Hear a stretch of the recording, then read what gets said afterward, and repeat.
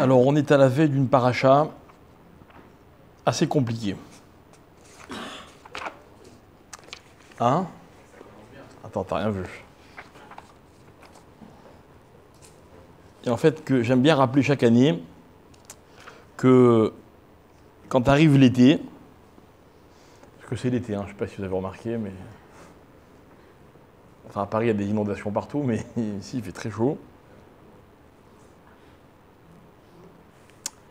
Quand arrive l'été, on rentre dans les parachiotes qui nous rappellent un petit peu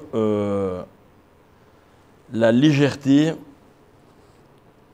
qui est synonyme souvent de beau temps, beau jour, chaleur.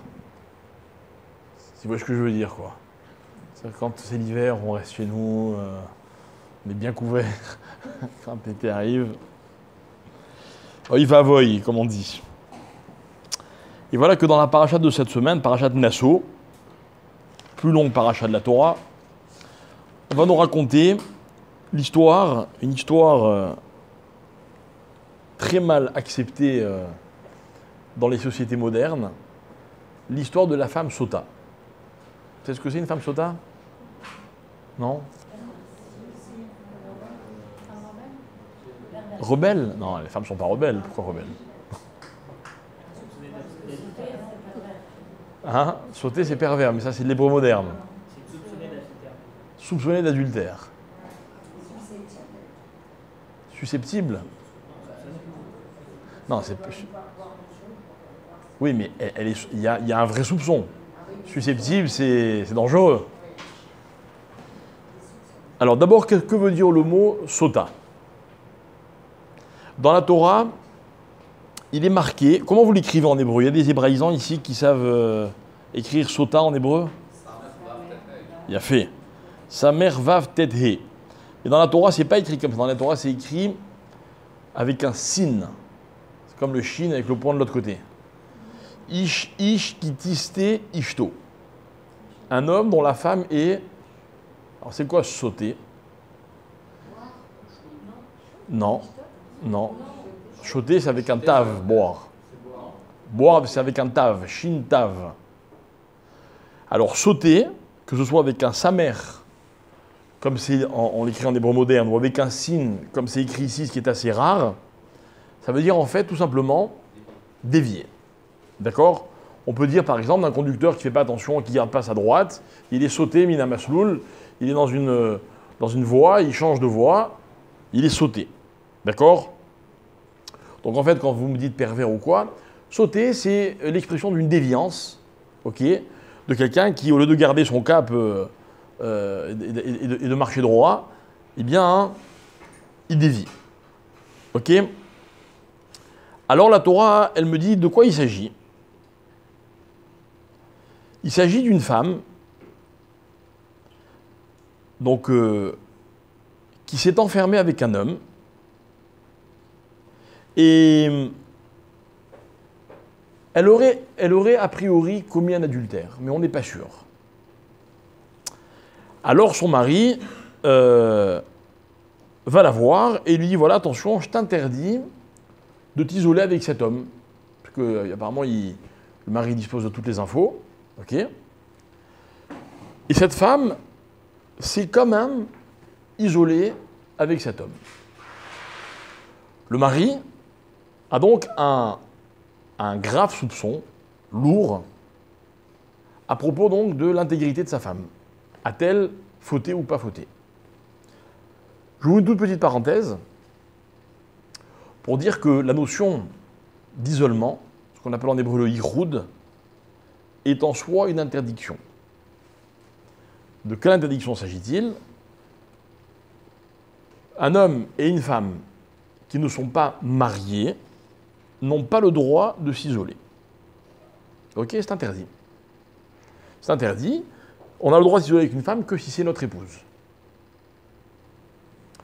Ou bien notre mère, ou éventuellement notre sœur. Et voilà que cette femme-là, donc, elle s'est isolée. Ok? Donc, je reprends mon explication de Ihoud. Un homme et une femme, mariés, pas mariés, peu importe, se sont isolés, ils ont rien fait d'autre. ils ont déjà enfreint une règle. D'accord? C'est assourd, on n'a pas le droit de s'isoler. D'accord? Moi, je peux vous raconter une petite histoire qui m'est arrivée un jour. J'étais fiancé avec celle qui est devenue mon épouse depuis. Et puis, elle était venue en Israël quelques jours. Avant qu'on se marie, ma femme habitait en France. Et puis, on avait donc loué une voiture. Le matin, moi, j'étais à la yeshiva. Elle était chez sa sœur, à Bnei Brak. Je l'ai récupérée à 13 h. Et tous les jours, elle était là pendant 8 jours ou 10 jours, je ne m'en rappelle plus. Tous les jours, on allait à Jérusalem, puis on installait notre future maison, etc. Tout ce qu'il fallait. En fin de journée, on dînait une fois chez la cousine, une fois chez la sœur. Bref, histoire de connaître un peu les familles. Et on repartait sur Bnei Brak, je la déposais, je retournais à la yeshiva. Ma yeshiva n'était pas loin de Tel Aviv. D'accord? Mais le problème, c'est que on n'était pas censé se retrouver tout seul dans la voiture en pleine nuit. Ah oui, ça va loin, qu'est-ce que vous croyez? Surtout qu'à l'époque, l'autoroute, la 1, qui était la seule artère par laquelle on pouvait arriver à Jérusalem, n'était pas éclairée. Aujourd'hui, elle est éclairée, ça change quelque chose, ça change pas. Bon, si ça vous intéresse, un jour, vous pouvez me consulter, je vous donnerai les précisions. Ok? En espérant que ce soit le genre de questions qui puisse vous déranger. Mais ça va à tout le monde, quoi. Et donc, tous les soirs, qu'est-ce qu'on faisait? On s'arrêtait à l'entrée de Jérusalem, on prenait des autostoppeurs et on les déposait sur le chemin. On avait réglé le problème comme ça. D'accord? Un soir, on arrive à la Trimpiada, pas d'autostoppeur. Bon, on est à l'entrée de l'autoroute, donc qu'est-ce qu'on fait? On attend. On attend qu'il y ait des autostoppeurs, on attend 5 minutes, 10 minutes, un quart d'heure. Au bout d'un moment, on se dit, bon, on va passer la nuit ici quand même. Et il nous vient une idée géniale. On va à la Tachana Merkazit pour essayer de voir s'il n'y avait pas des gens qui voulaient aller à Bnei Brak et on les prenait. Ok, donc je me garde devant la Tachana Merkazit, je rentre dans la Tachana Merkazit. Évidemment, il n'y avait plus de bus parce qu'il était tard. Et je vois 3 personnes qui voulaient aller à Bnei Brak. Alors je leur dis, vous voulez aller à Bnei Brak? Ah ouais, toi aussi, ouais. Viens, on prend un taxi ensemble. Je fais, non, j'ai mieux qu'un taxi. Je vous prends en stop. Alors il y en a un, il y avait un khayal. Tout de suite, il a eu peur. Mais attends, c'est quoi le plan là? Oh, je t'explique. Voilà, je suis fiancé, ma fiancée, tatati, tatata, on peut pas faire iroud et tout. Le type, il n'en revenait pas. Et voilà qu'on les a pris en voiture, on les a déposés à Bnei Brak. D'accord? C'est pas de ouf. C'est une halakha qu'il faut connaître. On ne doit pas s'isoler avec une femme qui n'est pas la nôtre. Et les Rami vont plus loin. Ils vont jusqu'à dire que quand une femme, donc une épouse, elle est nida, et donc le mari et la femme n'ont pas le droit de se toucher, les Chachamim, ils n'ont pas voulu instituer que ce couple-là n'a pas le droit de s'isoler, parce qu'étant donné qu'ils sont mariés, et donc on va dire que leur Yetzerara, il est plus calme, ok? Donc on leur a autorisé de s'isoler, mais ce n'était pas évident. Alors, si un jour vous me posez la question, on n'est pas des bêtes, je vous répondrai, on est des hommes. D'accord? Quelle est la différence? Un autre cours. Ok? Donc voilà que cette femme-là, vous voyez, pourquoi je vous raconte cette histoire? Parce que je vais faire un cours, je suis le premier concerné. D'accord? Le premier concerné, c'est dans la Torah. Maintenant, cette femme-là, elle a fait quelque chose d'encore plus grave. C'est que son mari lui a interdit de s'isoler avec cet homme-là. Donc déjà, avec un homme, c'est interdit. Mais en plus, avec un homme envers lequel ce mari a déjà des soupçons, il demande à sa femme, d'accord, de ne pas s'isoler. Qu'est-ce qu'elle fait? Elle s'isole. Donc le mari, évidemment, il a un doute. Et vous savez qu'un doute, ça détruit une relation. Ok? Une vraie relation, c'est une relation dans laquelle il n'y a pas de doute. Il vaut mieux une mauvaise certitude qu'un bon doute. D'accord? Enfin, ça, c'est déjà un autre problème de Shalom Bayit et de relation dont on parlera peut-être une autre fois. Donc ce mari, il a un doute. La Torah dit, ben voilà ce que tu vas faire, tu vas l'amener chez le Kohen Gadol, et il y a une procédure de la femme qui s'appelle la femme sota. Donc, je récapitule, il ne s'agit pas juste d'une femme comme ça qui a un comportement léger, il s'agit d'une femme à qui son mari a dit, écoute, je te demande de ne plus t'isoler avec cet homme. Elle a dit d'accord. Elle s'est de nouveau isolée, on a vu qu'elle s'est isolée, donc maintenant, on ne la croit plus. Vous comprenez le problème? Si elle dit à son mari, non, j'ai rien fait, comment voulez-vous qu'on puisse lui accorder la moindre confiance? Elle avait déjà trahi la confiance de son mari une première fois, une deuxième fois quand il lui demande de ne pas s'isoler. Et maintenant, elle peut crier sur tous les toits, j'ai rien fait. On va vérifier. Comment est-ce qu'on vérifie? Alors le Kohen Gadol, il donnait à boire à cette femme une certaine eau, dans laquelle il mélangeait la poussière du nom de Dieu qui avait été effacé, gratté sur un parchemin. On mélangeait tout ça. Bref, il y avait tout un mélange assez complexe. On faisait boire à cette femme cette mixture, et là, on avait tout de suite la réponse. Soit elle mourait dans des conditions atroces, enfin atroces, en tout cas, elle mourait, ok, parce que de toute façon, quelqu'un qui commet un adultère d'après la Torah est sanctionné, ok, soit au contraire, on se rendait compte que finalement, le mari avait eu tort de la soupçonner, ok, et à ce moment-là, au contraire, on dit que cette femme était bénie, etc. Évidemment, il faut replacer les choses dans leur contexte. On est dans une période de l'histoire où les relations homme-femme, mari et femme, pardon, ne sont pas les mêmes qu'aujourd'hui. D'accord? Donc, la Torah, elle a voulu expliquer à cette femme-là que, étant donné qu'elle a trahi sa propre parole, on ne peut plus accorder de confiance à sa parole. Donc, on va avoir besoin d'une preuve. Cette preuve, c'est la procédure de la femme sota. Vous aimez? J'imagine que non. Ok? Mais c'est pas grave, vous avez le droit. D'accord? Moi, ce que je veux retenir de cela, c'est que la Torah, elle a une définition bien à elle de ce qu'est la moralité. Ok? Et la moralité, et ça va être un petit peu mon propos, la moralité, c'est une notion de base dans les fondements même de la Torah, et surtout, écoutez bien, et voilà la grande différence entre la moralité de la Torah et la moralité des hommes, c'est que la moralité selon la Torah ne peut pas se permettre d'évoluer. En d'autres termes, ce n'est pas les hommes qui définissent la moralité ou la morale en fonction des circonstances ou en fonction des périodes de l'histoire. La moralité, c'est une valeur qui reste inchangée, elle est censée rester intacte, parfaite, et c'est aux hommes à s'adapter à cette notion qui s'appelle la moralité, et pas le contraire. Et je vais vous donner un exemple. On a vu dans les parachiotes qui ont précédé, Kedoshim est mort, la Torah elle a parlé de l'adultère. Ok? Et la question qu'on se pose dans tous les textes, mais c'est une question qui est connue, qui est réglée, résolue, ok, mais je vous la soumets parce que ceux qui l'ignorent, c'est intéressant de le savoir. Est-ce que les lois de l'adultère ne concernent que les juifs ou concernent les juifs et les non-juifs selon la Torah?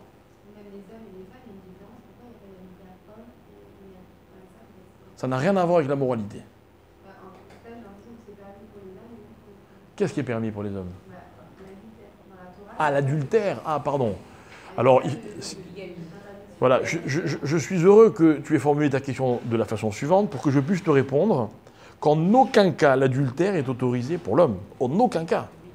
Les conséquences ne sont pas les mêmes. Mais en aucun cas il est autorisé. Justement, les hommes ont tendance à comprendre les choses comme ça les arrange. Mais c'est très grave. Ah, pourquoi les conséquences ne sont pas les mêmes? Parce qu'on a toujours considéré, nous, dans la Torah, que la place de l'homme et la place de la femme ne sont pas les mêmes. Maintenant, j'y peux rien. J'y peux rien si dans les sociétés qui sont de plus en plus modernes, soi-disant, ça veut dire qu'en fait, ça a déjà été le cas il y a très longtemps, mais ça s'amplifie, où on cherche à combler les inégalités en voulant effacer les différences. D'accord? Je le déplore. Dans la Torah, il y a des différences, et la notion d'égalité ou inégalité, elle est dépendante de ces différences. Ok? On n'a jamais considéré qu'un père était l'égal de son fils. D'accord? On n'a jamais considéré que le roi était l'égal de ses sujets. Pourquoi? Parce qu'il y a des différences. Et ces différences, elles sont nécessaires. Ces différences-là, c'est tout l'équilibre de la société. Maintenant, je déplore, mais amèrement, vraiment. Mais qui suis-je pour exprimer mon avis? Du fait qu'aujourd'hui, on refuse l'inégalité, au nom, soi-disant, de la différence qui dérange. Mais la différence, elle n'a pas à déranger. Voilà, mesdames, je vous le dis avec beaucoup de respect et de considération, les hommes et les femmes ne sont pas égaux. Maintenant, je suis désolé que l'on veuille transformer le mot égal en meilleur ou moins bien. Pas du tout. Ça n'a strictement rien à voir. Je ne suis pas mieux que mes enfants et je ne suis pas moins bien que mon père. Mais on n'est pas égaux. Mon père, il a 25 ans d'avance sur moi, donc il a une maturité, des connaissances. J'ai un respect, je lui dois un certain respect. Ok? Mes enfants, pareil. On n'est pas mieux ou moins bien. Les hommes et les femmes, c'est la même chose. On est différents. On n'a jamais été pareil. C'est-à-dire que si vous reprenez l'histoire de la création du monde, telle qu'elle est fidèlement écrite dans la Torah, l'homme et la femme sont complémentaires. Et par définition, la complémentarité va à l'encontre de l'égalité. Maintenant, l'égalité, j'ai envie de dire, c'est pas négociable. Maintenant, est-ce que les différences vous dérangent ou vous dérangent pas? Si vous voulez, on les étudie. C'est un sujet, c'est un cours, c'est pas celui de ce soir. Mais bien sûr qu'il y a des différences. Mais justement, pour moi, on ment aux sociétés quand on veut leur faire croire qu'il n'y a pas de différence. Il y a des différences. Et je vais vous dire quelque chose, on est bien dans ces baskets quand on accepte d'être différent des autres. On accepte. Vous savez, moi, quand je suis à l'aéroport et que je fais la queue à la sécurité, et qu'à côté de moi, il y a une file pour les gens qui ont des billets première classe ou business class, j'accepte, c'est la vie, qu'est-ce qu'il y a? Ils ont des avantages, j'en ai d'autres. Mais j'ai aucun complexe. Aucun. Aucun. Quand je suis à l'hôpital et qu'il y a les médecins et qu'il y a les malades, je fais partie d'un des deux groupes, j'accepte, c'est des différences. On ne peut pas tous être tout. Vous voyez? À la synagogue, il y a des différences aussi. Entre les rabbins et les autres. Vous voyez? Dans tout, il y a des différences. Celui qui n'accepte pas la différence, il n'accepte pas le principe même d'une société. Si la société était uniforme, ça ne serait pas une société. Maintenant, moi, je vais vous dire, je suis un homme, je ne peux pas vivre sans les femmes, et encore moins sans la mienne, et encore moins sans ma mère, comme je ne peux pas vivre sans mon père, et sans d'autres hommes. Il y a un échange constant. Et cette complémentarité, elle, au contraire, elle me permet d'insister sur la notion de différence. Je ne suis pas étonné aujourd'hui que les gens se marient de moins en moins. Parce qu'ils refusent la différence, donc la complémentarité. On a besoin de personne. Grande erreur. Il n'y a rien de dégradant à cela. Maintenant, le problème, c'est qu'il y a une grande ignorance. On prend des versets de la Torah, des histoires, on dit « Ah, tu vois, voilà, la femme, elle est reléguée à un second rôle. » Mais pas du tout. Vous savez, moi, je viens d'une famille où j'avais un père rabbin, et une mère femme de rabbin. Ok? Mais la chance que j'ai eue, c'est que ma mère, qui est femme de rabbin, c'est une vraie féministe. Mais une vraie, pas une fausse. C'est-à-dire qu'elle n'a jamais revendiqué l'égalité. Mais par contre, elle m'a éduqué dans le respect de cette différence. Je vous donne un exemple. Quand un jour, il m'est arrivé de prendre une décision, j'étais tout jeune marié. Et ma mère, elle me dit, t'as demandé à ta femme? Je lui dis, non, mais il n'y a pas de mais. Il n'y a pas de mais. Pour qui tu te prends? Ma mère. Pour prendre une décision sans consulter ta femme. D'accord? C'était pas ma belle-mère, hein, c'était ma mère. Ok? Donc ça veut dire que quoi? Que finalement, la place de l'un et de l'autre, c'est ça qui est à définir. Maintenant, dans un adultère, ok, il y a aussi un mécanisme dans l'adultère, il y a aussi des conséquences dans l'adultère, mais mon propos, il était différent. Quelle est la différence entre juif et goy selon la Torah? Entre juif et non-juif. Au niveau, on va parler d'abord des juifs, les choses sont écrites de façon on ne peut plus claire.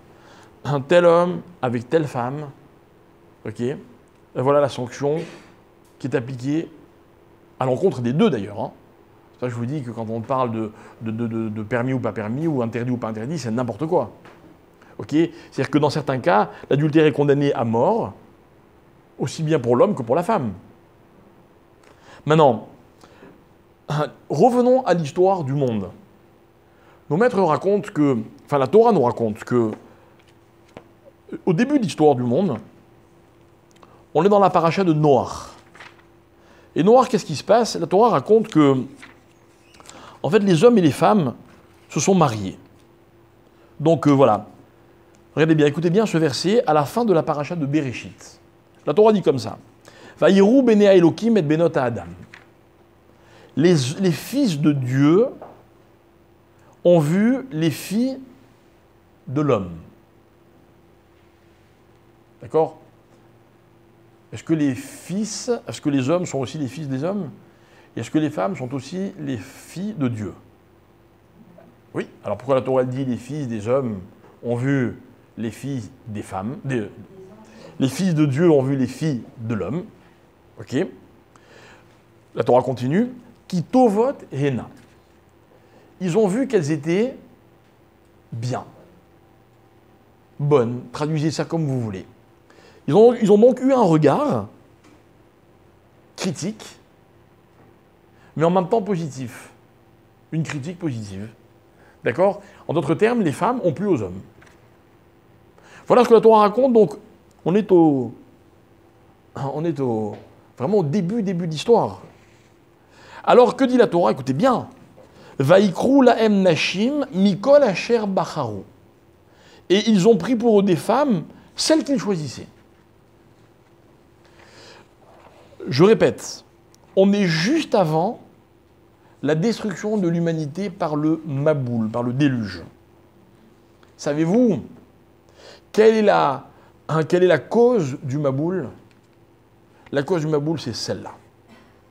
C'est que expliquent les Chachamim. Tout le monde épousait tout le monde. Un homme marchait dans la rue, il voyait une femme, elle lui plaisait.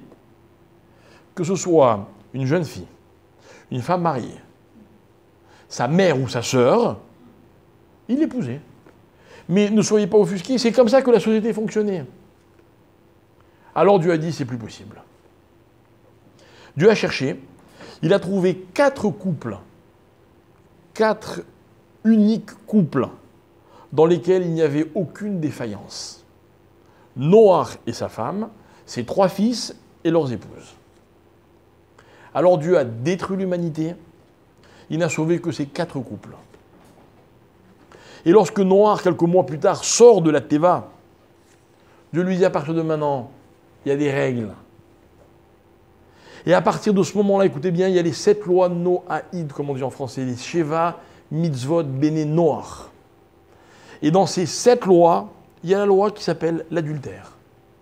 L'adultère est interdit d'après la Torah pour tout le monde. Ce qui veut dire que d'après la Torah, un non-juif qui commet un adultère est passible de mort, comme un juif qui commet un adultère. C'est clair? Ok. Mais techniquement, comment ça se passe? Pour un juif, le schéma est classique. Lorsque, par exemple, une femme et un homme sont mariés, et comment on se marie? On va sous une choupa, ok? Il y a une ketouba, il y a une alliance, il y a ceci, il y a cela, il y a tout un tas de conditions qui sont remplies, et le couple est marié.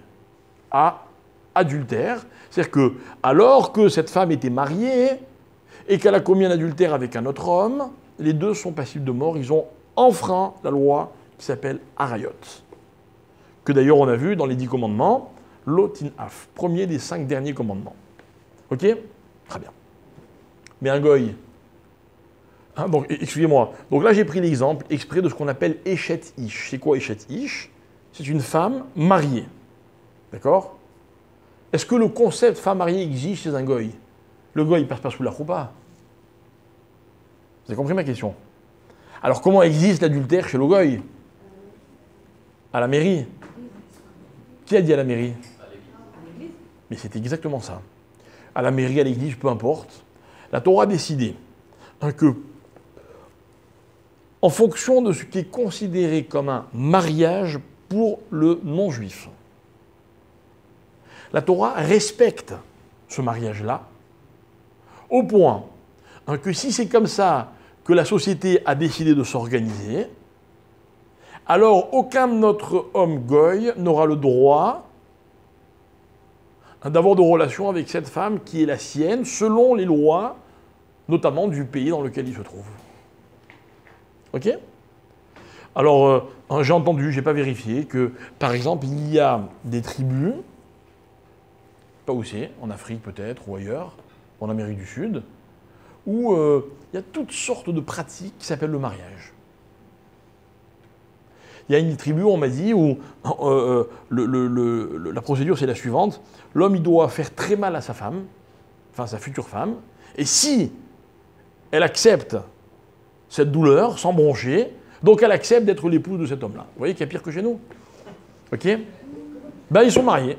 Et bien la Torah, elle accepte ce mariage-là. C'est pour qu'elle ait une vision de ce qu'elle va vivre plus tard. Ouais. Alors que chez nous, c'est le contraire, ce sont les hommes qui souffrent après le mariage. Non, peu importe. Ok? D'accord? Donc, la Torah l'accepte. Et la Torah, elle considère que ça, selon les lois de ce pays, s'appelle un adultère. Ok? Hein? En deux mots?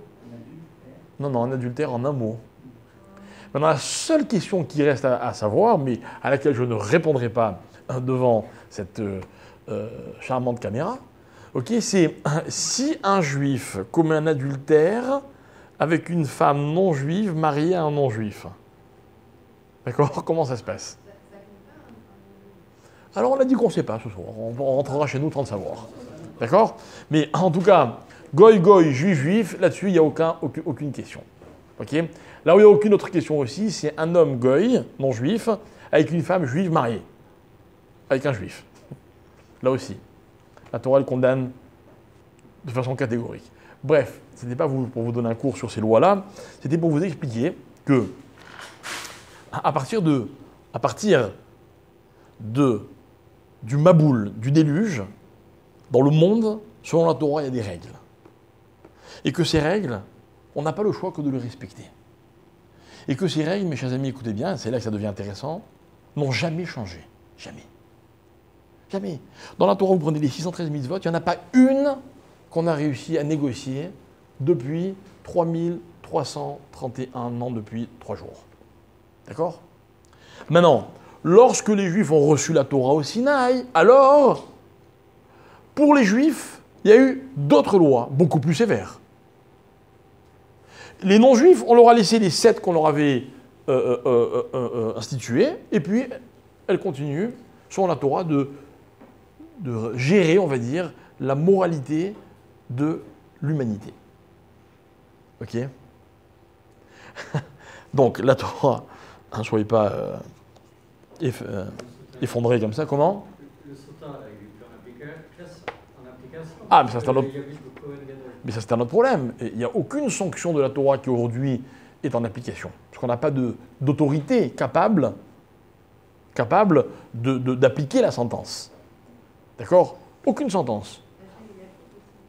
C'est un autre problème. Ça, c'est entre lui et celui qui a fauté. Comment il applique, etc. Il y a des avérotes à propos desquelles on dit Chayav mita bidé shamaïm, genre c'est Dieu qui le punira. Bon, ok. D'accord, mais encore une fois, le cours, c'est pas sur la sentence. Mais pour répondre à votre question, pourquoi est-ce qu'aujourd'hui on n'applique plus la sota? On n'applique plus aucune des sentences. Aucune. Parce que pour la sota, il fallait un Kohen Gadol. Vous savez qui c'est le Kohen Gadol? Le Kohen Gadol, c'était celui dont on disait que le seul souci qu'il avait dans sa vie, c'est le shalom bayit entre les maris et les épouses. Vous voyez? Donc si on n'a pas une personne de cette qualité, elle ne peut pas gérer un problème comme celui-là. C'est bon, vous avez compris? Comment est-ce que la Torah a appelé cette femme? Cette femme, elle a juste dévié. C'est tout. La Torah n'a pas dit elle a fauté, elle a ceci. Elle a dévié, et donc on a un soupçon, et il faut qu'on sache. Le mari doit savoir. Vous voyez, mes chers amis, je pense ne pas me tromper en disant que dans la vie, il est beaucoup plus facile de pardonner que de douter. Il y a des gens qui sont capables, je n'ai pas dit que c'est tout le monde, mais il y a des gens capables de tout pardonner. Mais dans la vie, quand on doute, alors tout se désagrège. Tout se désagrège. Il n'y a pas pire que le doute. Donc le cas de la sota, c'est une femme qui insinue le doute dans son couple. Hein? C'est une torture. Mais donc c'est-à-dire que finalement, la relation entre un homme et une femme, elle ne peut pas exister. C'est impossible. Ok?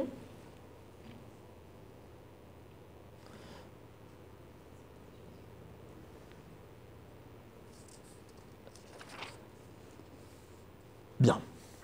La Torah termine cette histoire scabreuse qui s'appelle l'histoire de la femme sota. Quel est le sujet qui vient juste après?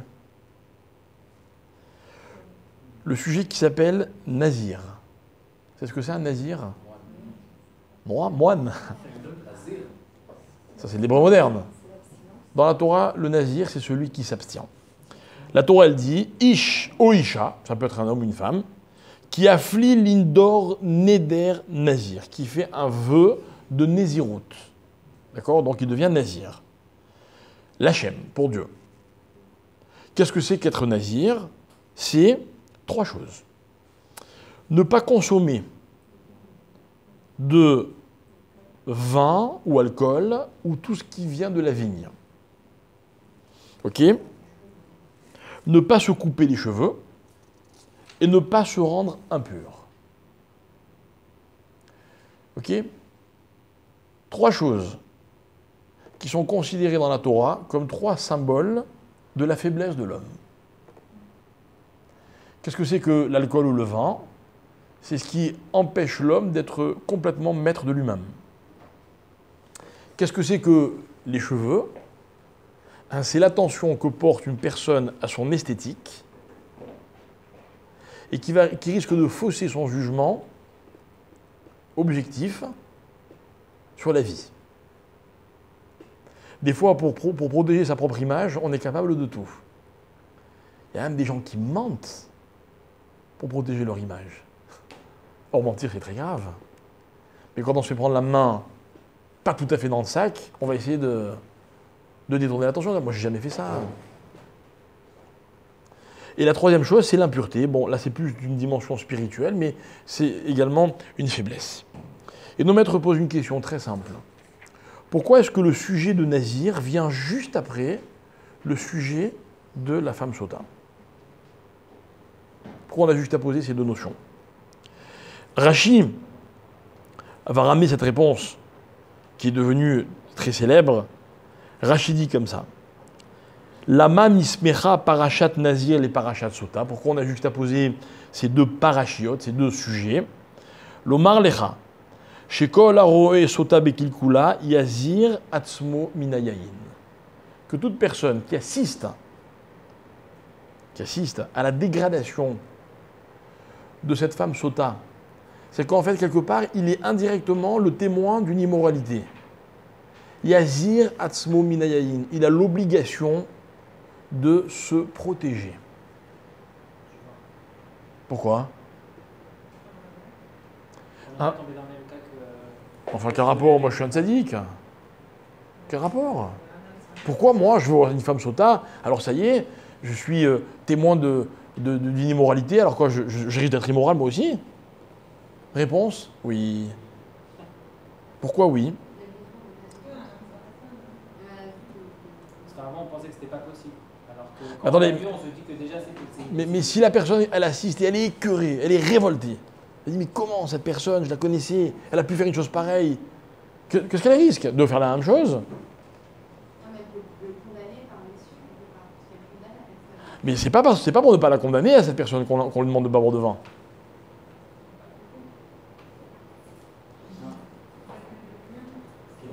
Peut-être d'entrer le doute avec sa femme, et en buvant du vin, il pourrait se faire des idées. Et s'il n'est pas marié?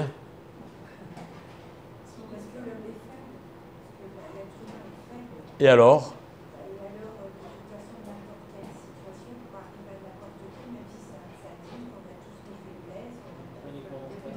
Mais alors à ce moment-là, pourquoi juste si je suis témoin de ce qui se passe? À ce moment-là, on n'a qu'à me dire ne bois pas de vin, ça va être tranquille. Il y en a qui ont essayé de faire ça.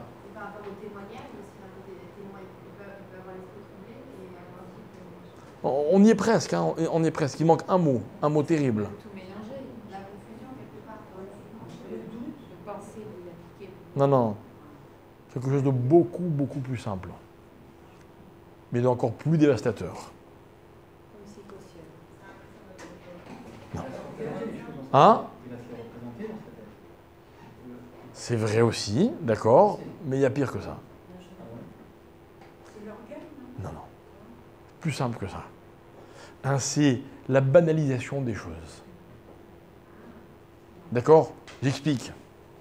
La Mishnah, elle dit dans un vote, celui qui a fait une avéra une fois, il n'a pas tellement de difficultés pour faire teshuva. Celui qui a fait la avéra 2 fois, il a beaucoup plus de difficultés. Vous savez pourquoi? Parce que quand on fait une chose 2 fois, la Mishnah dit quelque chose de terrible. Na'aset lo ke'eter. Pour lui, c'est comme si c'était devenu autorisé. Hein, parce que, mes chers amis, dans la vie, on s'habitue à tout. Et le seul moyen de ne pas s'habituer, c'est de ne pas envisager que ça existe. Vous savez, ces parachiotes là, hein, moi j'ai des enfants, ils ont 6 ans, 7 ans, 8 ans, ils les étudient ces parachiotes. Et ils me disent, au début des premiers, j'étais un peu gêné, je ne me rappelais pas comment moi j'avais appris à l'école. Alors mon fils, il me dit, mon aîné, je me rappelle, on utilisait le paracha. Alors voilà, alors un monsieur, il n'a pas le droit de se marier avec sa sœur.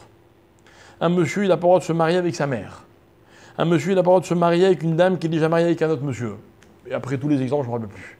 2 messieurs n'ont pas le droit de se marier ensemble. Alors écoutez, il les a appris les notions. Il les a apprises. Mais elles ne sont pas banales parce qu'elles sont marquées dans la Torah. Il ne les a appris que en termes d'interdiction.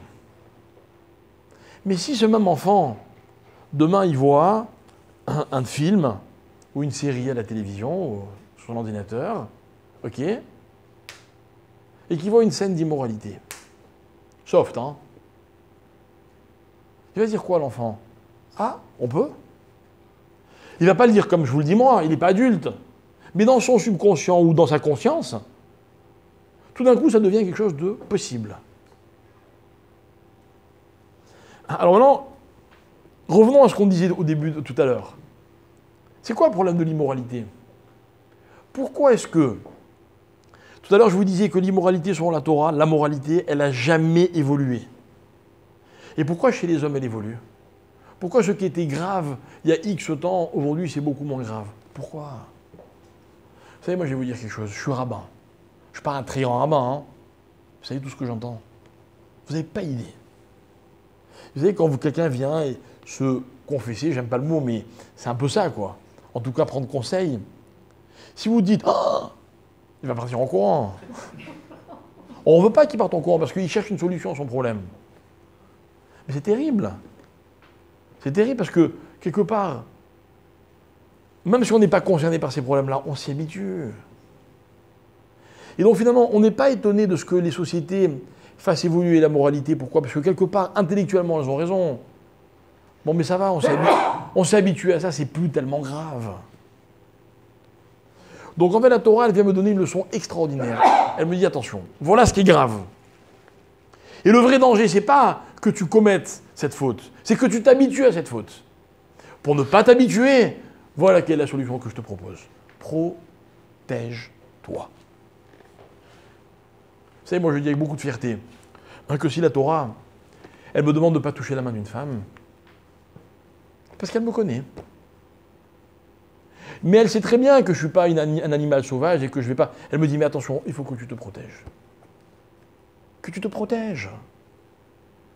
Hein, mesdames et messieurs, essayons de ne pas critiquer les gens qui, dans la moralité, sont un petit peu extrémistes. À nos yeux, à nous.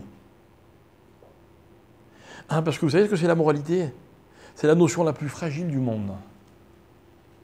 Fragile du monde. Moi, je connais des gens, en termes de sécurité routière, ils sont extrémistes. Ils vous mettent une racera, ils ne font pas 10 mètres sans attacher toute la famille, d'accord, hein, ils ne dépassent jamais les limites de vitesse, etc., etc., etc. Ça va.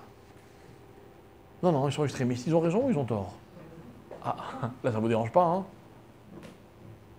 C'est qu'il y a des notions dans lesquelles il n'y a pas de problème. Il y a des gens qui sont extrémistes au niveau de la santé. En 2018, il y a des gens qui n'ont pas de four à micro-ondes. Quand ils veulent réchauffer quelque chose, ils attendent devant la casserole ou devant le four. Ils sont extrémistes. Enfin, à mon avis, à moi. Hein. Ils ont raison ou ils ont tort? Hein? Ils souffrent? Ben, on verra plus tard. Hein. On verra plus tard. Si eux, à 80 ans, ils sont guinguants parce qu'ils ont fait hyper attention à leur santé, tant mieux pour eux. D'accord? Enfin, moi, j'ai mon avis là-dessus. Hein. Mais c'est pas le sujet. D'accord? Maintenant, l'extrémisme n'est plus de l'extrémisme quand il s'agit de quelque chose qui atteint un certain degré d'importance. Quand on dépasse un certain seuil dans l'importance, c'est plus l'extrémisme. Maintenant, je pose une question. La moralité, jusqu'où c'est important? Vous lui donnez quoi comme coefficient? Toute la question, elle est là. La Torah, elle est d'une extrême exigence avec l'immoralité. Et s'il y a un domaine dans lequel on a le droit d'être extrémiste, c'est celui-là. À condition que l'homme sache trouver son équilibre. Vous savez, moi je vais vous dire quelque chose. Je viens d'un milieu de yeshiva.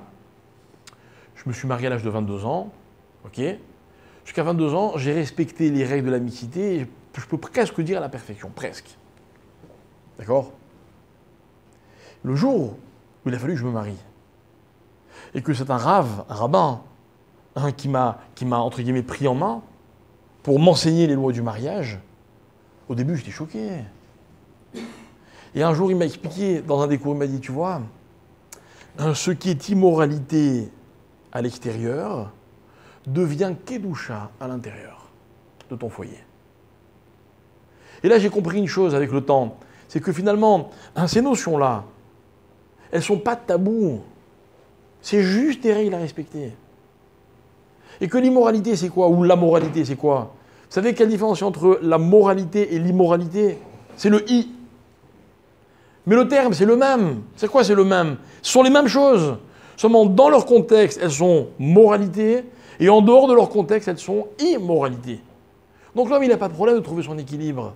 Moi, j'aime bien quand on me dit aujourd'hui, oui, ce sont des tendances, ce sont des ceci, on ne peut rien faire contre. On ne peut rien faire contre. Vous savez qu'il y a des gens qui ont des tendances au vol, au mensonge, au meurtre. On ne peut rien faire.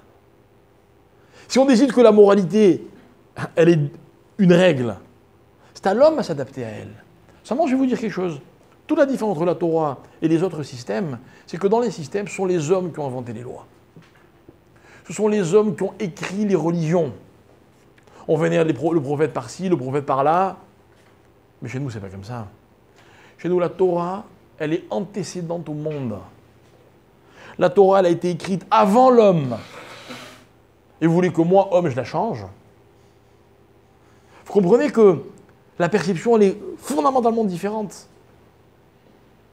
Donc, de ce fait, la Torah, elle a, j'ai envie de dire, je vais un peu confondre deux notions, la Torah et Dieu, parce que d'après le texte du Zohar, les deux s'appellent Oraïta. La Torah, elle a créé l'homme, mais elle a dit, voilà dans quel cadre je te crée. Donc, les choses sont claires. Donc, il y a une moralité, et c'est à l'homme à s'adapter à la moralité. Et en aucun cas dans l'histoire, ce sera à la moralité de s'adapter à l'homme. Donc l'histoire de la femme sota, elle vous a plu ou pas? Je ne sais pas. Mais si vous avez la chance de l'étudier et de la comprendre, vous verrez qu'au-delà d'une histoire qui nous paraît un peu compliquée, il y a un vrai message de ce qu'est la moralité. La moralité, c'est quand, entre deux personnes, il y a zéro doute. C'est quand une personne, vis-à-vis d'elle-même, elle n'a pas de doute. Elle n'a pas de doute. C'est quoi, elle n'a pas de doute? Elle est faillible, cette personne. Mais elle se protège tellement qu'elle a anéanti le doute. Il n'existe pas. Pas parce qu'il est fort, parce qu'il se protège. Il est tranquille. Aujourd'hui, comme il y a de plus en plus d'accidents de voiture, qu'est-ce qu'on fait des voitures? On leur met des airbags partout. On ne ferait pas mieux d'essayer d'éviter les accidents? On essaye aussi, mais on sait que malheureusement, ils peuvent toujours arriver. Alors on fait en sorte qu'en cas d'accident, les passagers dans une voiture soient protégés. C'est intelligent, non? C'est intelligent. Moi, je pense qu'un jour, on arrivera à ce que, par exemple, dans tous les avions du monde, tous les sièges soient équipés d'un parachute. Pourquoi pas?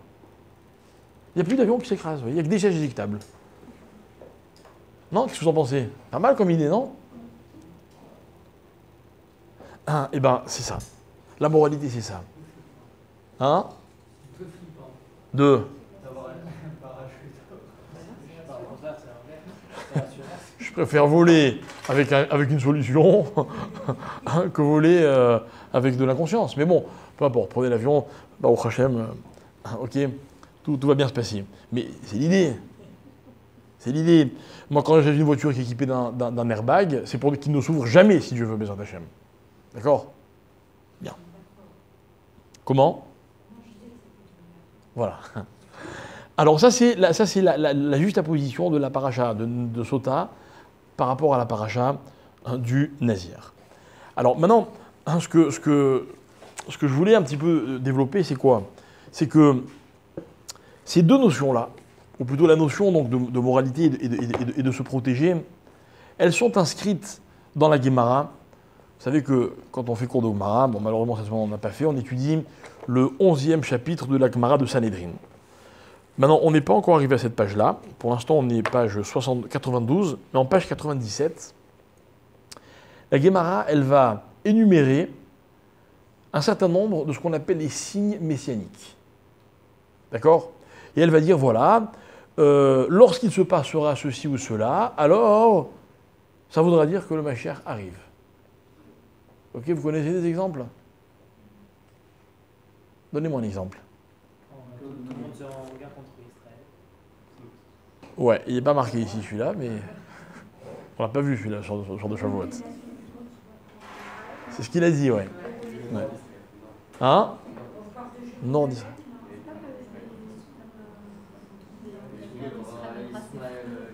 Bon, les exemples que vous donnez ne sont pas bons, mais l'idée, vous l'avez compris. On a dit la famine pendant le Shabbat. La famine. Vous avez dit la famine. Voilà. Non. Alors, en fait, pendant la nuit de Shavuot, on a étudié un certain nombre d'exemples. Mais moi, ce n'est pas tellement sur les exemples que je voulais m'arrêter. Il y avait une idée maîtresse, et c'est avec celle-là que je voudrais enrichir ce qu'on vient d'expliquer, de façon après à conclure notre cours. Ok? On a vu que, par exemple, d'après un avis, le Mashiach viendra quand au bout de 7 ans, donc 7 années de Shemitah, de la première jusqu'à la dernière année de ce septennat-là, il va se passer un certain nombre de choses. Quelles sont les choses qui vont se passer? Tout et son contraire. L'abondance et la famine, la moralité et l'immoralité, puisque là les Juifs sont proches de Dieu, là les Juifs sont loin de Dieu, etc. Ok, tout et son contraire. Et nos maîtres expliquent la chose suivante. Les Ramim vont nous dire que, en fait, lorsque Dieu a créé le monde, une des notions de base pour comprendre la création du monde, c'est le fait que le monde fonctionne selon ce qu'on appelle dans la Torah un derer. Vous savez ce que c'est un derer? Ouais. Un chemin ou un cheminement. Vous voyez, un cheminement, c'est quoi? C'est il y a un point A et un point B, et puis on va du point A au point B. Ok? Ça, c'est ce qu'on appelle en hébreu derech haolam. Voilà comment le monde fonctionne. Que font les hommes? Les hommes, des fois, ils marchent dans le derech haolam, et des fois, ils dévient. Ils vont un peu à droite, un peu à gauche. Maintenant, vous m'accordez que quand ils vont à droite ou à gauche, bah, ils s'éloignent du point B, au lieu de s'en rapprocher. Donc, ils ne sont pas dans le derech du olam. Or, qu'est-ce que c'est que olam, le monde? Le monde, c'est le système terrestre, c'est aussi le système qui s'appelle le temps, c'est aussi le système qui s'appelle la relation entre le ciel et la terre, les anges, les hommes. Vous voyez, c'est ce qu'on appelle en hébreu toute une ma'arechet, un système qui est extrêmement complexe. Mais ce système-là, il a un fonctionnement. Il a un fonctionnement. Par exemple, l'exemple le plus simple de ce que je veux dire, c'est quoi? C'est que pour que le monde fonctionne, Il faut que les hommes et les femmes procréent. Ça ne pourra jamais changer. C'est des Haolam. Donc, prenons un exemple. Un homme et une femme se marient. Qu'est-ce qu'ils font? Ils font des Haolam. Un homme ou une femme ne se marient pas. Qu'est-ce qu'ils font? Ben, ils font le contraire de Derech Haolam. Ils dévient. Ok? Maintenant, les pauvres, ils n'ont rien fait. Mais en tout cas, ils ne sont pas dans Derech Haolam. Maintenant, il peut y avoir d'autres déviances. Qu'est-ce qui nous dérange dans la déviance? C'est que ce n'est pas Derech Haolam. Ok? Le mariage, tu peux avoir le mérite de se marier, parce que des fois, on peut se marier pour pas la même personne. À l'évidence. Mais attention, je ne critique personne, je constate. C'est entre nous, dans la limite des efforts que l'on peut faire. Mais il y a pas mal d'efforts à faire pour se marier. Non, c'est sûr, mais si on fait pas mal d'efforts et que des fois, ça a du mal à venir. Je reconnais. Je reconnais. Il y a beaucoup de gens, par exemple, qui font vachement attention à leur santé, ils sont très extrémistes, et puis un jour, et puis ils vous disent, mais enfin, j'ai pas bu, j'ai pas fumé, j'ai pas micro-ondes, compagnie. On ne sait pas. On ne connaît pas tous les calculs. Ok? Bien. Alors, maintenant, on peut être contre Derech Haolam de façon active. Donc la Torah, elle va dire, attention, tel type de relation, c'est autorisé, c'est interdit, c'est même plus qu'interdit, il y a même des mots très violents, enfin violents, à la connotation violente, ok, comme toeva, abomination, etc. C'est quoi tout ça? C'est plus on s'éloigne de Derech Haolam, et plus on est en porte-à-faux avec la normalité des choses. Maintenant, la normalité des choses, imaginons qu'au bout de X siècles, la normalité a évolué. C'est-à-dire que la perception des hommes, qui leur permet de définir ce qu'est la normalité, a évolué. Pourquoi? Parce qu'ils sont habitués à un certain nombre de choses. Mais n'empêche que le Derech Haolam originel, lui, il ne peut pas évoluer. Imaginons que maintenant, dans les sociétés, on trouve complètement dépassé de former des couples hommes-femmes. Il va se passer quoi? Il n'y aura plus d'enfants. Il n'y aura plus d'enfants. Mais attention, je vais plus loin. Dans Derech Haolam, il y a quoi?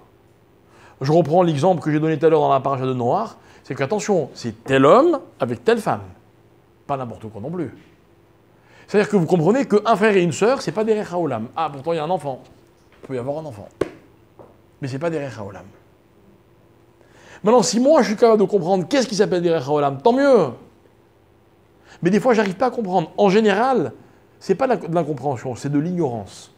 On ne peut pas maîtriser un sujet que l'on n'a pas étudié. Je pense que dans toutes les matières du monde, ce que je dis est valable.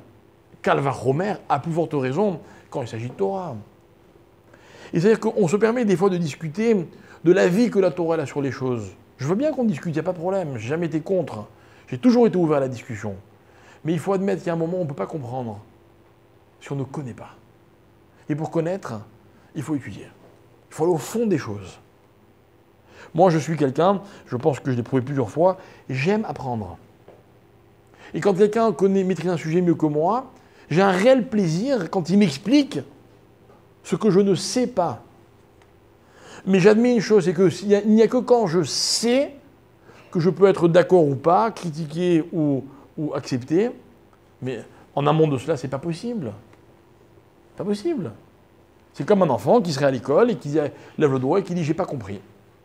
En fait, j'ai pas compris, il faut qu'on te réexplique, qu'on te réapprenne.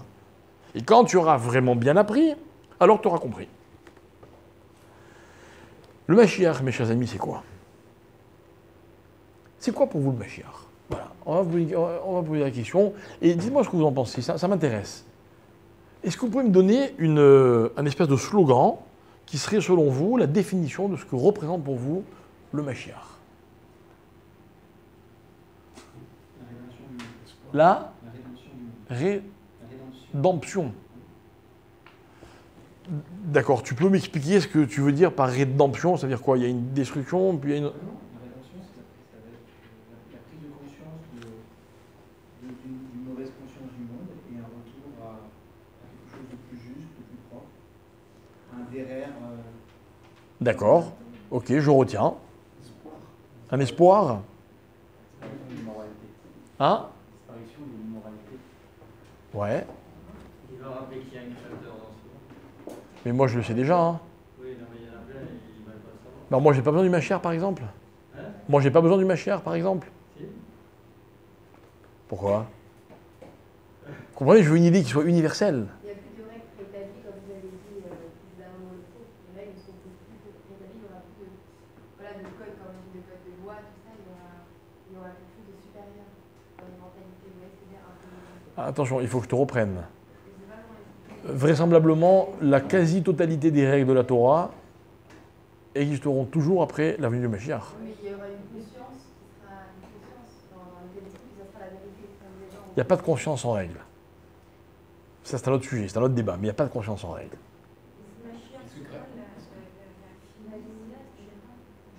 J'ai pas entendu.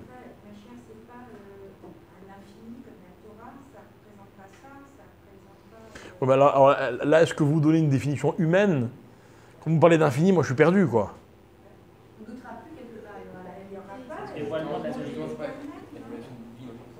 J'entends, j'entends. L'unicité d'Hachem, la Géoula, la reconnaissance des 70 nations, d'abord de l'unicité de la communication et de l'existence même de la communication. C'est-à-dire que la reconnaissance des 70 nations, chacun à leur niveau en gardant cette notion de l'unité et l'unité, et au moins, même si les méchanotes, elles sont quand même bien différentes, elles sont un peu différentes. D'accord, mais alors encore une fois, pour moi, en tant que juif convaincu, il va changer quoi le Mashiach? Si ce n'est que mes relations avec les non-juifs?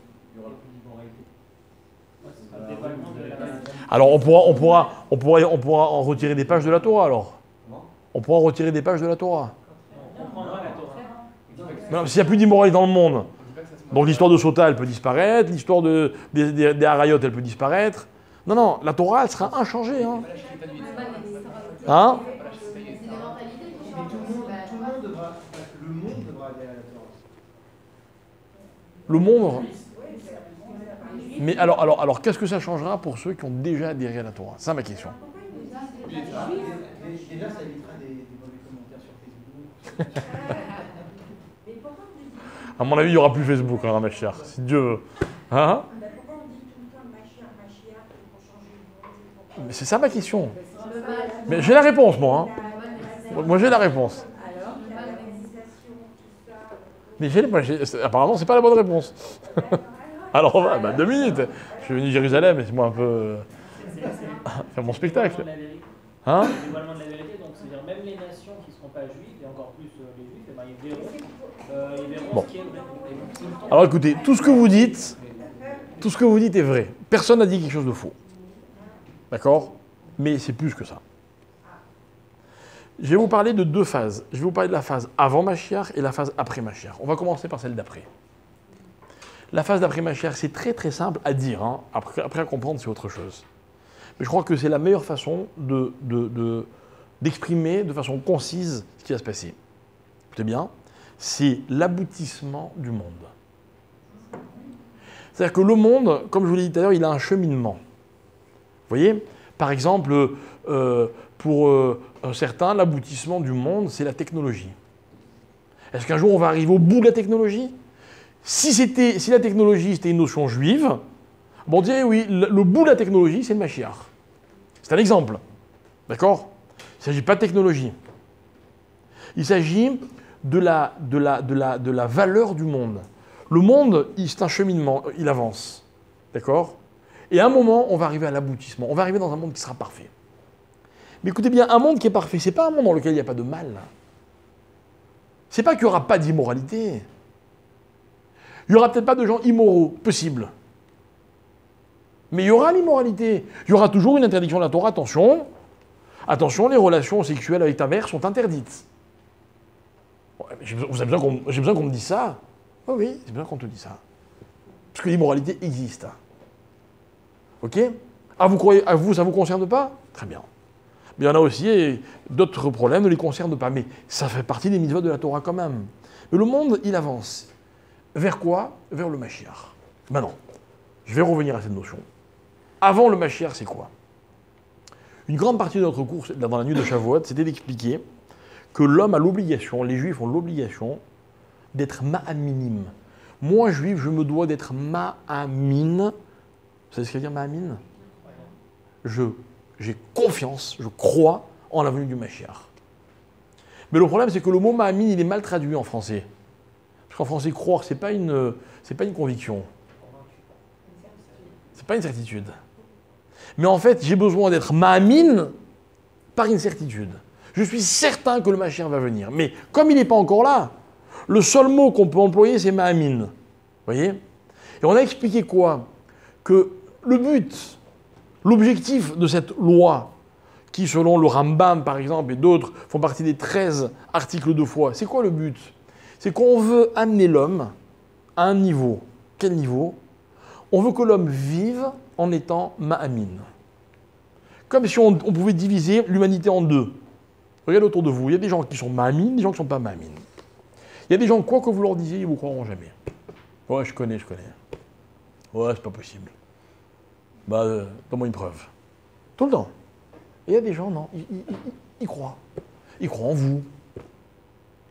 Ils croient en plein de choses. Maintenant, on est tous un peu des deux, vous voyez? Tous un peu des deux. L'exemple que j'ai déjà donné plusieurs fois dans mes cours, c'est je récupère ma voiture chez le garagiste. Il m'a dit, je vous ai changé les freins. Qu'est-ce que je fais? J'accélère. En étant Ma'amin, qui m'a bien réparé les freins, et que quand va arriver le moment de freiner, la voiture va s'arrêter. Comment? Tu vas vite le savoir. Ouais. Mais avant de freiner, tu sais qui c'est qui a réparé tes freins? Tu veux que je te montre qui c'est qui travaille dans les garages? Tu as confiance en eux? Eh bien, tu vois que oui. Peut-être que tu as juste confiance parce que ça t'arrange bien d'avoir confiance. Mais justement, c'est-à-dire quoi ça t'arrange? C'est-à-dire que dans la vie, on ne peut pas vivre sans jamais faire confiance. Quand le feu est vert, je démarre. Vous savez pourquoi? Parce que j'ai confiance que ceux qui viennent de droite vont freiner quand leur feu va devenir rouge. Je ne les connais pas. Je ne sais pas qui c'est ces gens, mais j'ai décidé de leur faire confiance. Sinon quoi? J'ai passé toute ma vie devant le feu vert. Mais pourquoi vous rigolez? Mais c'est exactement comme ça qu'un homme fonctionne. Et dans ma vie, je passe mon temps à choisir ou à décider de faire confiance ou de ne pas faire confiance. Eh bien, je vais vous dire quelque chose, c'est un secret ce que je vais vous dire.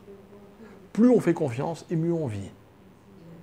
Et moi, je n'ai pas peur de dire que je préfère le sentiment de celui qui s'est fait avoir que le sentiment de celui qui n'a jamais voulu faire confiance. Il faut avoir une certaine méfiance. T'as tout gâché. C'est toi qui vois, fais ce que tu veux. Mais t'es pas obligé d'être d'accord avec moi. Mais teste-moi. Méfiance et vigilance sont deux choses différentes. On peut être vigilant, mais la méfiance, c'est pas la même intention. Je suis d'accord. Je suis d'accord. Mais il y a toujours un moment où tu as besoin de faire confiance. Vous gagnez votre vie, n'est-ce pas? Vous avez de l'argent un peu, beaucoup, moyen, peu importe. Où vous le mettez l'argent? Vous le confiez à des gens que vous ne connaissez pas du tout. Hein? Mais tout est comme ça. Il y a des lois quand même. C'est régi par des lois. Mais arrête les lois. C'est qui a fait les lois? Tu les connais, les gens qui ont fait les lois, toi? Tu en fais confiance à ces gens-là, toi? Non, mais je suis sérieux. Mais je suis sérieux. Mais vous avez des couples où c'est une catastrophe, ils ne sont pas confiants sur rien. Il y a des maris, par exemple, qui n'ont pas confiance en leur femme, quand, à savoir, par exemple, si elles s'occupent bien de leurs enfants. Vous croyez que j'exagère? Il y en a des tonnes. Il y a des maris constamment inquiets. Il y a des femmes constamment inquiètes. Qu'est-ce qu'il fait mon mari? Où il est? Avec qui il parle? Mais c'est terrible de vivre comme ça. Ouais. On est tous un peu malades. Maintenant, faites un bilan. Ça ne me regarde pas, hein, c'est votre problème. Et il ne s'agit pas maintenant que chacun... Ok, mais faites un bilan. Dans votre vie, vous êtes plus croyant ou pas croyant? Et bien moi, je ne vous connais pas, personnellement, dans tous les domaines de la vie. Ok. Et d'ailleurs, je parle sûrement des gens que je ne connais pas, mais je vais vous dire quelque chose.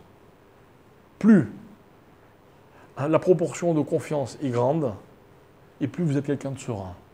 Vous vous faites avoir, c'est pas grave. C'est pas grave. Se faire avoir ne va m'aider que la prochaine fois à mieux décider à qui je fais confiance. Et même, vous savez combien de fois j'ai fait confiance à mes enfants et j'ai pas eu raison? Ouais, alors quoi? On arrête? Mais si on arrête, il n'y a plus de relation possible. Si on arrête, on détruit tout. Or, je préfère préserver ce qui reste. Parce que de ce qui reste, je vais reconstruire. Et c'est comme ça constamment. Regardez, combien de fois je vous ai fait attendre? Et vous venez quand même à l'heure. C'est pas incroyable, ça, hein? La confiance qu'au gouvernement en retard. Ouais. Mais dites-moi, vous venez, vous m'attendez, c'est vrai, c'est bien beau. Mais moi, vous savez que ça fait 1h30 que je suis parti de chez moi avant d'arriver ici. Et que je me suis dit, c'est sûr qu'ils vont venir. Décidez de vous faire confiance. Si ce n'était pas le cas, on ne ferait rien dans la vie. Rien. Je prends un avion, j'ai confiance que les centaines de personnes qui travaillent à l'aéroport, qui font fonctionner les tours de contrôle, ils vont tous être à leur poste, l'avion il va décoller, il va atterrir. J'ai confiance. Mais si je n'ai pas confiance, je ne peux pas prendre l'avion. Mais des gens comme ça, il y en a 50 000. C'est notre quotidien, dans tous les détails de la vie. Eh bien, vous savez ce que c'est le Mashiach d'abord? C'est un choix, celui de faire confiance. Le Mashiach, il n'est pas là que déjà il m'a appris ce que c'est avoir confiance. Ce que c'est décider de faire confiance. Regardez les mots. Ani ma'amin be'emuna shelema beviat Mashiach. J'ai entièrement confiance dans la venue du Mashiach. Ve'afalpi sheitma mea. Et même si je commence vraiment à me poser des questions, quoi, il n'est toujours pas venu. Im kol ze'achakelo. Je continue de l'attendre. Parce que j'ai confiance. Il va venir. Quand vous avez confiance en Dieu, je ne vois pas comment vous de la tête, parce que vous demandez à Hachem de tout ce qui va vous arriver dans la vie. Facile à dire. Ben, c'est la vérité. Ah oui, vous avez raison dans l'absolu. Mais quand dans ma vie, hein, il m'arrive d'avoir de rencontrer des situations qui me font douter, c'est là qu'il y a le test. Est-ce que je suis vraiment quelqu'un de Ma'amine ou pas Ma'amine? C'est exactement comme un couple où l'homme il est très gentil avec sa femme et puis un jour il commence à rentrer un peu tard tous les soirs, une fois, 2 fois, 3 fois. Hein? Moi je vous dis franchement, moi, je rentre à la maison, je vois ma femme qui est au téléphone, dès que j'arrive elle raccroche, je me pose aucune question. Je me dis tiens, elle me prépare une surprise. Je suis sérieux. Hein? Mais j'espère y arriver, madame. J'espère y arriver. Par contre, les seuls en qui je ne crois pas, c'est les gens qui me disent qu'ils ont une confiance absolue en Dieu. J'ai du mal à les croire. Parce que avoir une confiance absolue, c'est un travail de toute une vie. Il faut toute la vie pour y arriver. Mieux que ça, il faut toute l'histoire. Si le Mashiach il n'est pas encore là, alors qu'on l'attend depuis des millénaires, c'est qu'il faut l'histoire entière pour y arriver. Et pour y arriver, justement, il y a une dernière épreuve. Vous savez laquelle c'est? C'est quand le Derech HaOlam, il n'existe plus. Et en fait, quand vous m'avez dit tout à l'heure, le Mashiach, il va venir quand tout le monde sera contre Israël, quand ceci... Les vrais exemples que ramène la Gemara ici, c'est quoi? C'est la disparition de la moralité. Est-ce que ça veut dire que quoi? Que le monde n'en pourra plus? Alors il faudra absolument qu'il y ait une solution qui s'appelle Mashiach? Non, non. Le Mashiach, ce n'est pas un pompier. Non. Le Mashiach, c'est l'aboutissement des choses. C'est quoi l'aboutissement des choses? C'est que quand le monde il continue selon Derech HaOlam, j'ai presque envie de dire à la limite, j'ai pas besoin du Mashiach. Parce que c'est ça le Mashiach. Le Mashiach, c'est quand le monde il va du point A au point B et puis il aboutit. Mais quand le monde, il va à contresens. Et voilà pourquoi mon cours il était sur la moralité. Parce que la moralité pour moi, c'est l'indice de Derech HaOlam. Vous savez pourquoi c'est l'indice de Derech HaOlam? Parce que quand moi je défends la moralité de la Torah, il y a tellement de gens qui me prennent pour un fou. Que je me rends compte à ce moment-là que cet indice, il est dans le rouge. Qu'on approche forcément du Mashiach. Pourquoi? Parce qu'il y a de moins en moins de moralité vraie. Et aujourd'hui, on accepte tout. Tout. Un bon metteur en scène, il vous prend la scène la plus immorale qui existe. Et vous fait pleurer d'émotion. Devant 2 personnes qui s'aiment tendrement. Et qui doivent braver la méchanceté de tous ceux qui les entourent. Pour préserver leur amour. Mais on est ému. À dire quelle belle histoire d'amour. Belle histoire. On a détruit la moralité. On a rentré dans la tête de nos enfants des notions auxquelles ils s'habituent. Comment on va faire? Il n'y a plus de solution. On va expliquer à nos enfants que détruire le monde, ben, c'est pas grave, tant que l'homme prend du plaisir, tant qu'il assouvit ses désirs et puis qu'il fonctionne selon ses tendances, tout le reste ne compte pas. Et le monde? Alors moi, je vais vous dire quelque chose. Je suis contre les militants écologistes. Et pourtant, je me sens très proche d'eux. Parce qu'eux et moi, on milite pour que le monde continue d'exister. Mais eux, ils n'ont pas choisi le bon combat. Eux, ils veulent se substituer à Dieu qui a promis qu'il préserverait la terre, la planète. Il a promis. Il a promis qu'il n'y aurait jamais trop d'hommes sur Terre. Il a promis qu'il y aurait toujours toutes les ressources dont l'homme a besoin, l'humanité a besoin. C'est marqué noir sur blanc. Voilà pourquoi je suis contre eux. J'ai rien contre eux. Mais je ne suis pas d'accord avec leur combat. Mais par contre, nous les hommes, on est les gardiens de Derech HaOlam. Et voilà la mission que la Torah a donnée au peuple, au pluriel. Elle n'a pas fait de différence entre le juif et le goy. Elle a fait des différences au niveau des halachot. Les lois ne sont pas les mêmes, mais l'esprit c'est le même. Les hommes, un jour dans l'histoire, ont détruit complètement la moralité. Qu'a fait Dieu? Il a détruit complètement l'humanité. Parce que le monde n'aurait pas pu fonctionner, ce n'était pas possible. Or, comme l'histoire devait continuer, elle n'était pas encore terminée. On a gardé les 8 personnes qui étaient gardiens de la moralité, et puis on a recommencé. Ou on a continué, pardon. On a continué Derech HaOlam. Et bien moi, je vais vous dire quelque chose. Vous savez ce que c'est un homme juif? C'est un homme qui se sent le gardien de Derech HaOlam. Voilà. Et chaque fois que dans ma vie, je me retiens, chaque fois que dans ma vie, je me protège, c'est pas moi que je protège, c'est le monde entier. C'est le monde entier. Et le Mashiach, quelque part, en protégeant le monde entier, pourquoi je le fais arriver plus vite? Parce que c'est ça le Mashiach. C'est quand le monde il aura retrouvé son derrière normal. Maintenant, posez-moi des questions. Il y aura des iPhones, ou des smartphones, ou des voitures, ou des avions, ou des ceci, ou des cela. Qu'est-ce que j'en ai à faire? Je ne sais pas. Je peux vous garantir une chose, c'est que la question des iPhones, il y a 30 ans, personne ne l'a posée. Personne. Elle n'intéressait personne. Il va se passer quoi quand le Mashiach va venir? Comment voulez-vous que je sache? Mais je sais une chose, c'est que la moralité, ce sera le mode de vie. Pas parce que l'immoralité n'existe plus, parce que les hommes seront tous gardiens de la moralité de Derech HaOlam. Alors moi, ce que j'ai envie qu'on retienne de tout ce shiur, c'est une seule phrase. On est tous responsables de l'aboutissement du monde. On est tous responsables que le monde continue de fonctionner comme Dieu a décidé qu'il devait fonctionner. Et quand les hommes s'adaptent à la moralité, c'est ce qui se passe. Mais si les hommes adaptent la moralité à eux, c'est ce qu'ils font, ils détruisent le monde. Ni plus ni moins. J'ai de la peine pour les gens qui ont fait de ce qui était immoral selon la Torah une normalité. J'ai de la peine. Vous savez quoi? Ils ne savent pas ce que c'est la vie. La vraie. Je ne les critique pas. Je les plains. Vous pouvez me prendre pour quelqu'un qui est complètement rétrograde ou moyenâgeux. Je n'ai rien à faire. Je préfère faire confiance à une valeur qui date de bien avant le Moyen-Âge, que à celui qui constamment innove, au risque d'y laisser des plumes, voire plus. Je ne suis pas prêt à jouer ce jeu. Comme en plus je suis quelqu'un de responsable, j'ai des enfants, voulez-vous que je fasse courir ce risque à mes enfants? Ça va pas ou quoi? Si à mes enfants je leur apprends la Torah, c'est parce que c'est un système, c'est le seul qui a fait ses preuves. Parce qu'il n'a jamais changé, tous les autres ils ont changé. J'adore quand les nations prétendent qu'elles ont pris le relais. Chez nous, il n'y a pas de relais.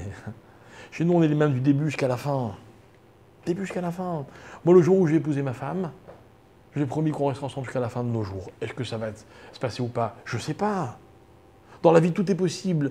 Mais ce que je vais vous expliquer, c'est que quand je m'engage dans une démarche, c'est pour qu'elle dure pour toujours. Lorsque Dieu a créé l'homme, il s'est engagé. Lorsque Dieu a créé le monde, il s'est engagé. Si les hommes veulent changer en cours de route, qu'ils changent. Mais il faut qu'ils sachent quels sont les risques qu'ils courent. C'est tout. C'est tout. La Torah a dit à tous les hommes et les femmes avant qu'ils se marient, le divorce, il existe. Mais on ne se marie pas pour divorcer, n'est-ce pas? Eh bien, c'est pareil. Lorsque Dieu a créé le monde, qu'il a installé un système, des règles, ce n'était pas pour que les règles changent. Je préfère être de ceux qui s'élèvent constamment au niveau des règles, même quand elles sont difficiles à respecter, que des hommes qui coulent et qui entraînent avec eux tout le système grâce auquel le monde fonctionne. Que quelqu'un trébuche, qui tombe, qui coule, ça arrive tous les jours. Ça nous arrive à tous les jours. Pas grave, on peut toujours se relever. Mais si le monde s'écroule, plus personne ne pourra se relever. Voilà pourquoi la Torah, encore une fois, c'est des règles. des lois, avant tout, et puis après, l'homme est arrivé. Et l'homme, il va passer sa vie, son histoire, à essayer de se situer par rapport à ces règles-là.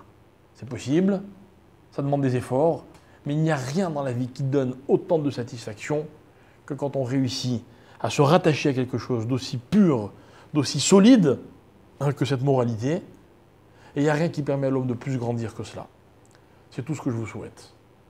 C'est cette aventure à laquelle la Torah m'invite. Alors moi, j'ai décidé de l'adopter, de jouer le jeu. Je suis certain d'une chose, c'est que ça ne va pas être facile, mais que quand j'arriverai au bout, c'est sûr que je ne serai pas déçu. À la semaine prochaine. Vous me dites ? Allez.